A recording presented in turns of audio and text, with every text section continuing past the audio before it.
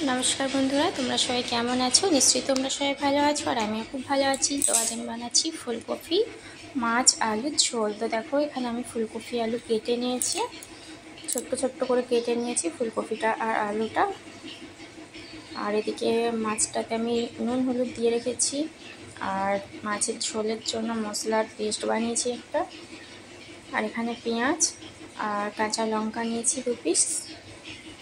तो सबार प्रथमे आमि माछटा भेजे नेब। तो देखो कड़ाई बसिए दिएছি, दिए दिচ্ছি সরষের তেল। তেলটা देखो खूब सुंदर भावे गरम हो गिয়েছে। এখন আমি মাছগুলো একটা একটা করে দিয়ে দিচ্ছি। তো মাছগুলো देखो सब দিয়ে দিয়েছি। खूब सुंदर भावे एक पिठ भाजा हो गेছে। तो और एक पिठ उल्टे दिएছি। तो देखो खूब सुंदर भावे माछগুলো लाल लाल হয়ে এসেছে। মাছগুলো প্রায় ভাজা কমপ্লিট। এখন আমি তুলে নিচ্ছি। আর এদিকে দেখো আমি কড়াই বসিয়ে দিয়েছি, দিয়ে দিয়েছি তেল।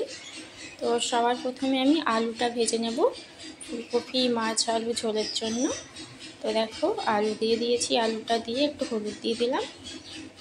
আলুটা লাল লাল করে ভেজে নিয়েছি, এবারে তুলে নেব। আর ওই তেলে আমি দিয়ে দিয়েছি ফুলকপি, ফুলকপিটাও ভালো করে লাল লাল করে ভেজে নেব একটু হলুদ দিয়ে। তো দিয়ে দিচ্ছি আমি সামান্য একটু হলুদটা দিয়ে ফুলকপিটাকেও ভালো করে লাল লাল করে ভেজে নিয়েছি।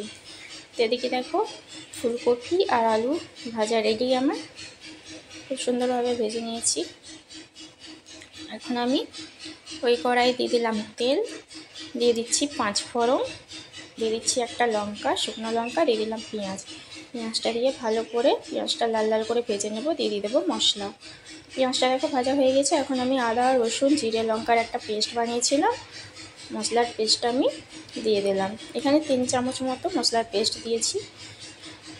মশলার পেস্টটা দিয়ে দিচ্ছি পরিমাণ মতো হলুদ দিয়ে মশলাটা ভালো করে কষিয়ে নেব।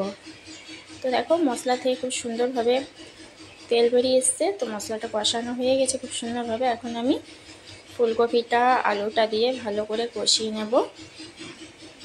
এদিকে ফুলকপি আলু আমি দিয়ে দিচ্ছি, ফুলকপিটা আর আলুটা দিয়ে ভালো করে কষিয়ে নিয়ে আমি ঢাকা দিয়ে 5 থেকে 10 মিনিট মতো সেদ্ধ করে নেব। তারপরে মাছগুলো দিয়ে আমি নামিয়ে দেব। তো দেখো এদিকে ফুলকপি আলুটা আমি সব দিয়ে দিচ্ছি। ফুলকপি আলু দিয়ে ভালো করে মশলার সাথে কষিয়ে নেব।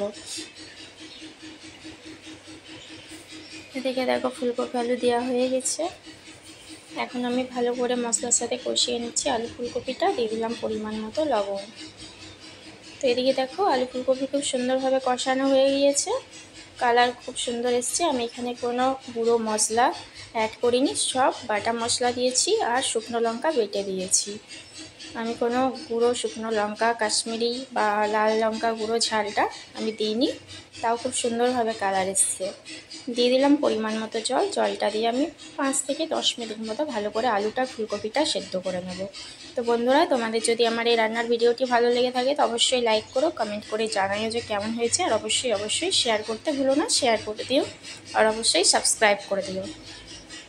এদিকে আমার ফুলকপি মাছ আলু ঝোল রেডি, দিয়ে দিচ্ছি ওপর থেকে ধনেপাতা কুচি।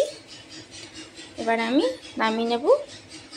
তো গরম গরম ফুলকপি আলু মাছের ঝোল আর ভাত আজকে। তো আজকের মতো টাটা বাই বাই, সবাই ভালো থেকো সুস্থ থেকো।